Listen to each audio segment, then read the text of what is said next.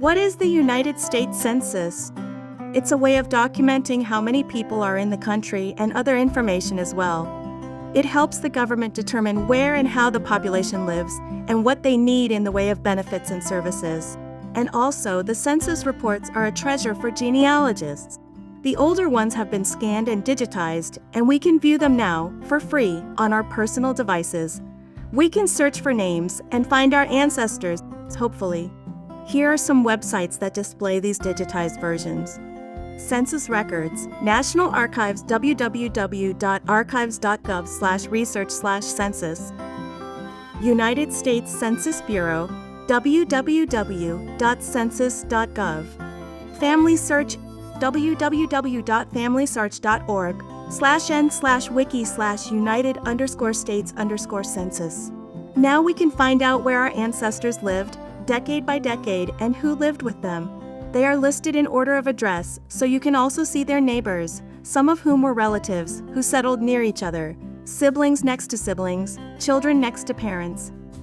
The very early census reports didn't have a lot of personal information. This is where the fun begins. The first year of the official United States Census was 1790. It only listed the first and last name of the head of family and the gender and ages of the other people in the house. No names, even for the wife. In your search, if you find a name that you believe belongs to an ancestor, how can you tell if it's really them? Before 1850, the census reports only gave very brief information. The answer is create a timeline. Make it yourself or use a pre-designed form available in many family tree programs. Starting with the most recent information you have, go back in time. For example, let's say you know that for 1850 you had the following information. John Alexander, age 43, his wife Marie, age 38, daughter Lisa, age 11, and son Sam, age 5. Then you search for John in the 1840 census. There are so many people with the last name of Alexander. But one listing shows the following. John Alexander, head of family. Males between age 30 and under 40, 1. Females between age of 20 and under 30, 1. Females under 5, 1. No names, no exact age, but maybe the females are wife, Marie, who would have been 28 in 1840, and daughter, Lisa, who would have been 1. And in the 1830 census, you might find John, who would have been 23, and a female, age 18. Boy, oh boy. Too much brain work. I don't get it. Memes? Okay, Bob. Very simply, think of yourself as a time traveler. Go back, 10 years at a time. Use all the information you have as a clue and play detective. Don't be afraid to follow a hunch. Lots of true results start out as hunches. The United States Census reports themselves, however, are not always accurate. Originally, they were recorded by a person who went from house to house and recorded the information that was told to him. Sometimes the occupants couldn't read or write, and the census taker, called the enumerator, wrote down a best guess as to the spelling of a name. Sometimes the occupants didn't know exactly how old they were, so they, or enumerator, just guessed. Also, occasionally people lied about their age. Sometimes women wanted to appear younger than they were, or were embarrassed that they were older than their husbands. Unfortunately for them, birth certificates or other records display more accurate dates. That's all good information, memes. Here's something else that will help with your detective work. Since in the past, almost every wife took on her husband's last name, it is more difficult to trace the wife's ancestral line. So, if you see in the list of occupants in one house that there is an older woman with a different last name, she might be the wife's mother.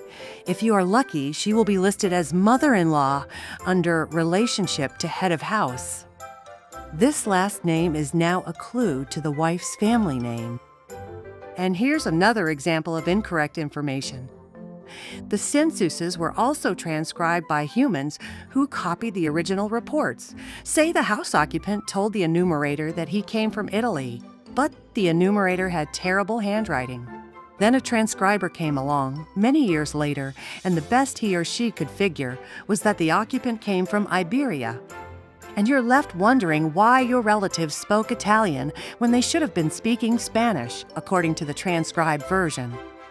But now, when you can see the original document with the terrible handwriting, you might think, It doesn't look like Italy or Iberia. Did they maybe come from India?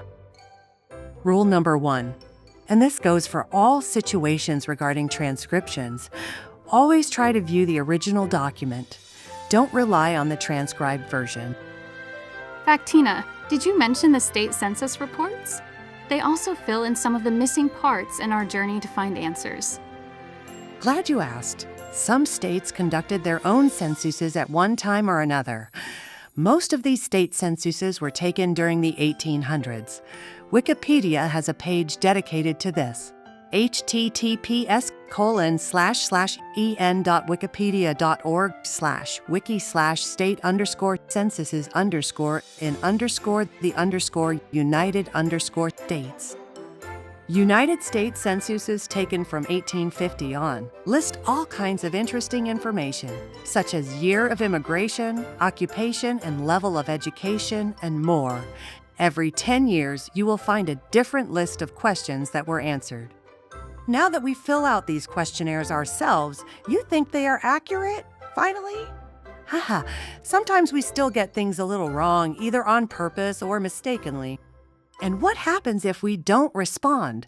Back to the enumerator, the person who goes out in person and talks to the part of the population that didn't answer.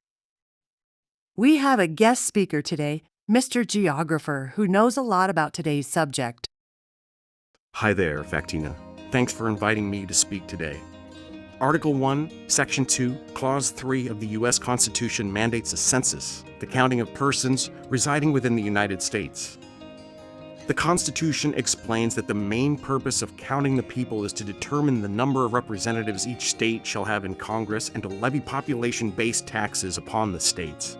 But the census also provides information for Congress, which uses tax dollars to fund public goods and services, informs business decisions, land development, and city planning, produces data about population characteristics for academic studies, provides information useful for historical and genealogical research. Originally, census data was collected by U.S. Marshals. The marshals and appointed assistants rode on horseback through each federal judicial district to collect information on paper forms called schedules. We're still counting people today, and it's a tough job. You need to make sure you don't double count anybody, which is challenging since most people move often. Sometimes people don't take the census seriously. There are also people who take it too seriously and fear providing truthful information because they perceive the federal government is out to get them. But isn't it true that the census information is published for everyone to see? Don't genealogists use the census records? Yes and no. In 1954, Title 13 of the U.S. Code established that census information is strictly confidential and any personally identifying information cannot be shared with any agency or person. But if the information is kept confidential, how can genealogists ever use it? The 72-year rule from 1978 allows public release of personally identifying census information after a period of 72 years. This way, the privacy of living individuals is protected, and eventually the historical records will be made available to the public. The next census data from 1960 will be released on April 1st, 2032. Thank you, Mr. Geographer. Well, now my head is full of too many numbers and facts and information. I need a break. Before we go, remember, you can always find the links mentioned in this or previous episodes on our website, www.geniewhatdoiknow.com. Story Lady, what's next? Poor Genie, she doesn't know anymore whether she's coming or going. And that brings us to the topic of episode 7, immigrants and emigrants. Are they coming or going? It depends on where they start out and where they end up. If they end up somewhere, they are immigrants. If they start out somewhere, they are emigrants. Are they coming or going? Are they both? I guess I need a break too. See you next time.